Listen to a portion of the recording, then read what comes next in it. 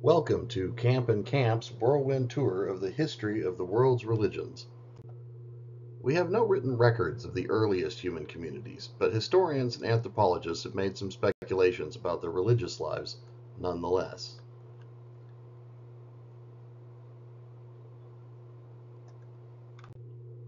For example, archaeologists have discovered human remains buried with objects that range from sacred talismans to food to everyday useful tools. From this, we can infer that these humans believed in some sort of life after death. And from this, anthropologists have concluded that one of the first religious expressions was ancestor worship. If some part of your deceased ancestors lives on in the spirit world, then who better to pray to for help and guidance?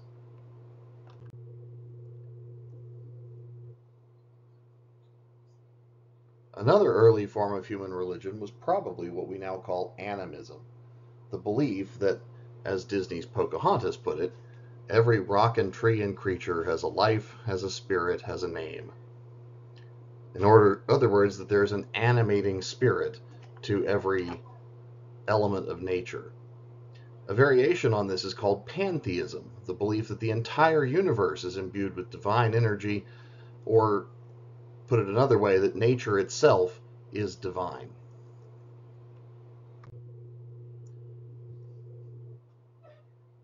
It's important to note that just because ancestor worship, animism, and pantheism were early religions doesn't mean that they're necessarily out of date religions.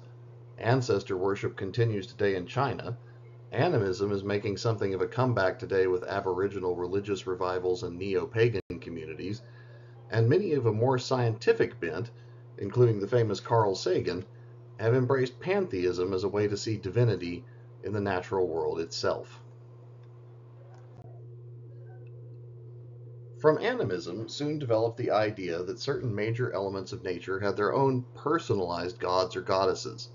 This polytheism, from the Greek for many gods, is the first religion we have durable records of, in the form of god and goddess figurines, also known as idols. A polytheist might perform rituals and make sacrifices to quite a number of gods and goddesses, because each of them regulated a different part of human life or the natural world. For example, there might be a storm god who was necessary to bring you the right amount of rain without destroying your crops, and there might be a fertility goddess who was necessary to make sure that the earth stayed fertile for your crop to mature. Polytheism survives today in many Eastern religions, and again, it's making a comeback in the West with certain neo pagan religious movements. Sometime in the range of 2000 to 1000 BCE, it became popular among the Semitic peoples of the land of Canaan, most famously a group called the Hebrews, to worship only a single god. The idea of having one god for your people, but not denying the reality of other people's gods, that is, worshiping one god among many as your tribal god, is called henotheism. This is probably how the Hebrews of the time understood the biblical phrase, I will be your God and you will be my people, as a sort of contract between one people and one particular god, out of the many who might be available. Somewhere in eastern Iran, then Persia, a prophet named Zarathustra, or Zoroaster, proclaimed the world's first monotheistic religion. That is, he is largely believed to be the first to have the idea that there was only one God who created and governed the whole world and reigned over all people. Zoroastrians, as they were called, technically believed in a dualism. There was a good God, Ahura Mazda, but also an evil deity of almost equal power from which all bad things in the universe came. It was believed that good would eventually triumph over evil, and that all people had an immortal soul that would be destined for a good fate or a bad fate in the afterlife, depending on the moral strength of one's earthly life. Zoroastrianism is an almost non existent faith today, but as you can perhaps tell, its ideas influenced the three Abrahamic religions Judaism, Christianity, and Islam, as well as many religious philosophers that were to come.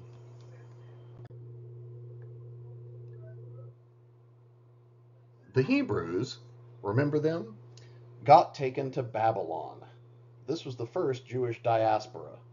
A diaspora is a forced spread of people away from their homeland. Ordinarily, in the ancient world, this would have meant that the God of the Hebrews had been defeated by the gods of the Babylonians, and the Hebrews would have been expected to leave their gods behind. However, perhaps having heard some Zoroastrian ideas in cosmopolitan Babylon, the Hebrews made a critical decision to keep following their one God as if he was the only God in the universe. The God of the Hebrews had not lost some cosmic battle, because there were no other gods to battle with. He was simply punishing the Hebrew people for a lack of faithfulness. This one God theory was not popular with the Babylonians, but when the Persians took over Babylon, the Jews, as they were now called, were allowed to practice their new religion in peace and even to rebuild their temple in Jerusalem. The peace and prosperity of the Second Temple Jews, however, was not to last, for they unfortunately occupied a very popular piece of real estate. They got taken over by Greeks, but later won their independence. Then they got taken over by the Romans, and several attempts at winning their independence from Rome failed. Eventually, Rome got so tired of the contentious Jews that they destroyed the Jewish temple and banned the Jews from even living in their ancestral land, which the Romans renamed Palestine, just to rub it in. Two new religions came out of this: Christianity and Rabbinic Judaism. Christianity began as a Jewish sect that followed the teaching of Jesus and his disciples. Soon, however, the Apostle Paul started spreading the religion to the entire Roman world. These Christians continued to believe in the God of the Hebrews, but transformed that God into a trinity. They believed that they didn't need a temple because Jesus took its place in their lives. After a few centuries of persecution, Christians went on to win the blessing of Rome and soon became Europe's most popular religion. Christianity did not last very long as a single faith, however. Christians placed so much emphasis on right belief that soon many matters of belief were dividing the Christian world into a myriad of sects, each of which thought the others were heretics. There was also a matter of governance that led to the great schism between the Orthodox in the East, who followed a system of patriarchs, and the Catholics in the West, who followed the Pope in Rome. Rabbinical Jews coped with the loss of the temple by substituting a combination of prayer, study, and living out Jewish law in their homes and villages and synagogues. Jews lost their homeland and got shuffled from place to place for almost the next 2,000 years, a second and much longer Jewish diaspora. Nevertheless, the Jews continued to study their Torah and to write and study many volumes of commentary, such as the Talmud and Midrash, and became known almost everywhere they went as people of the book.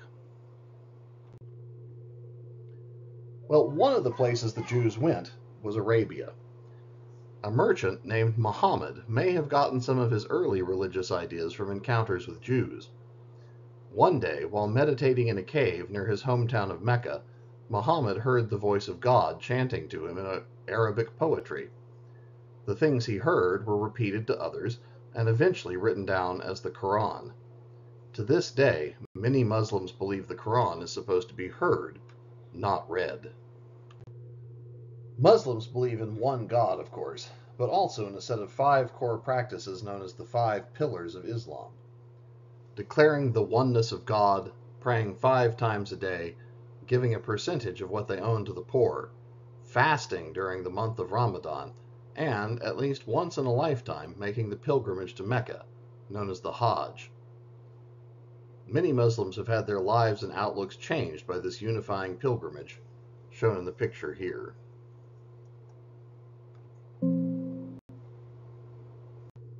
Muhammad and his followers went on to take over much of the known world, through force of arms and through trade. In most cases, they did not force conversion to Islam.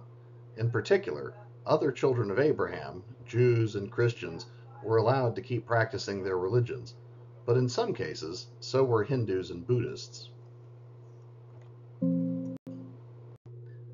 Meanwhile, starting even before the Hebrews began to worship their one God, the land of India was serving as a birthplace for many religious movements. India's most popular native religion is Hinduism, which is really a collection of many different forms of worship and religious philosophy.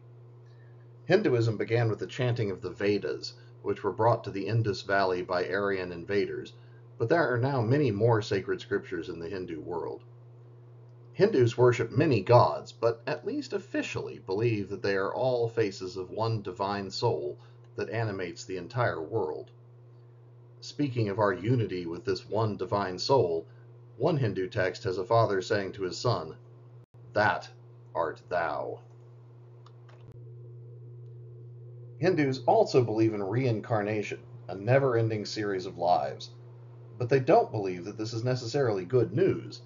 Life inherently involves so much suffering that our ultimate goal is to escape reincarnation and achieve liberation. There are many ways to achieve liberation, and a Hindu is expected to yoke themselves to one of these ways, a concept that gives us the modern word yoga. So yes, next time you're practicing all those poses in your yoga class, you can thank the ancient Hindu sages for coming up with the practice. Hindus also gave us the concept of karma. Your deeds in this life can affect your situation later in life or even in lives to come. And Hindus gave India its famous caste system, a rigid division of Hindus into 4 social classes with no chance of upward mobility. While India is not by far the only nation to have social classes, it did codify them more fully than any other people I know of, at least until Gandhi came along to make some major reforms. India also gave us one of the world's most popular religions, along with Christianity and Islam, Buddhism. The Buddha was not a god figure like Jesus for Christians or Krishna for Hindus. Indeed, he was a very human prince who one day abandoned his kingdom and the entire caste system to set out to discover the source and the solution to life's suffering. Indeed, the Buddhist religion that he founded opposed the Hindu caste system, along with much other Hindu thought, and as a result it rapidly gained a following among the lower classes who were no longer prevented from moving up. The religion Siddhartha the Buddha developed is a religion like none other. Buddhism is, for all intents and purposes, non-theistic. It doesn't exactly say that there are no gods, but it doesn't say that they have anything to do with our salvation either.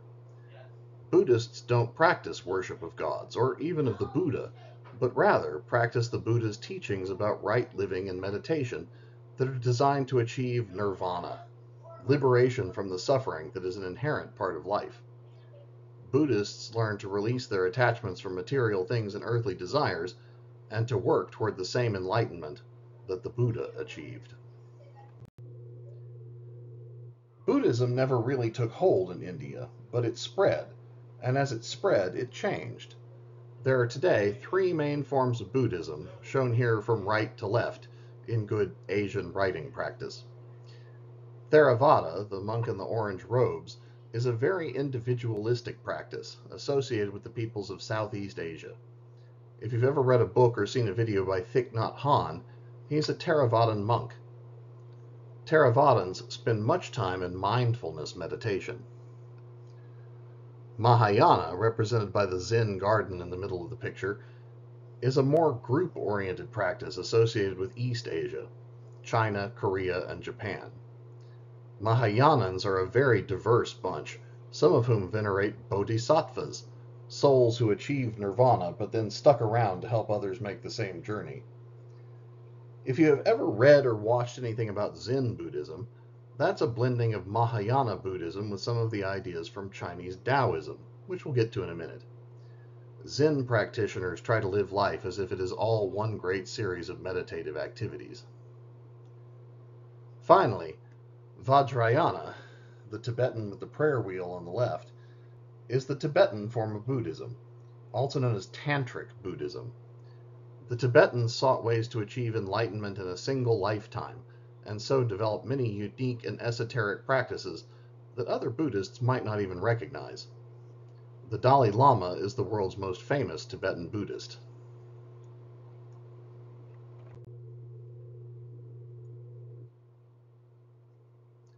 While Buddhism is today very popular in China, the land of China developed two major religious philosophies of its own. You will learn more about Confucianism in your modern history class because it is less a spiritual religion and more a series of rules about how to form a civilized society. The other Chinese philosophy was called Taoism. It taught people not to struggle with each other or with the world around them, but to reflect the effortlessness of the natural world in their own forms of action. A favorite metaphor is water. It simply flows in the direction of least resistance, but in doing so carves great canyons and waterfalls. Another is the yin-yang symbol, which emphasizes the balance of opposites in the universe. A similar but very different religion developed in Japan, Shinto. The Japanese worshipped their ancestors and their emperor and certain gods and goddesses, but they also worshipped nature spirits called kami in shrines marked by beautiful and elaborate gates. This religion is very much alive today. I once ran across an interview with a Japanese politician who invoked the idea of ocean kami in talking about the problem of overfishing. At the dawn of modern history, there could be said to be no dominant world religion, though Christianity, Islam, and Buddhism were all giving it a good try.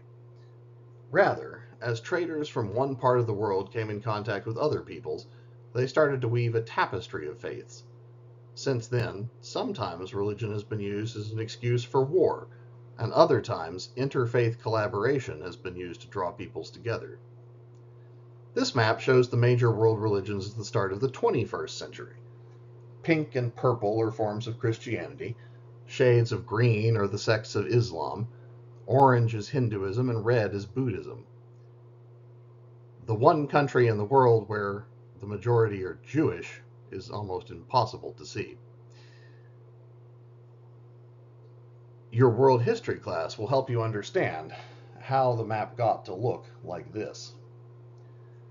Now, let us end our story by hoping that our tapestry of faiths will do more weaving together and less tearing apart in the time we have to come. Thank you for your attention. Happy learning.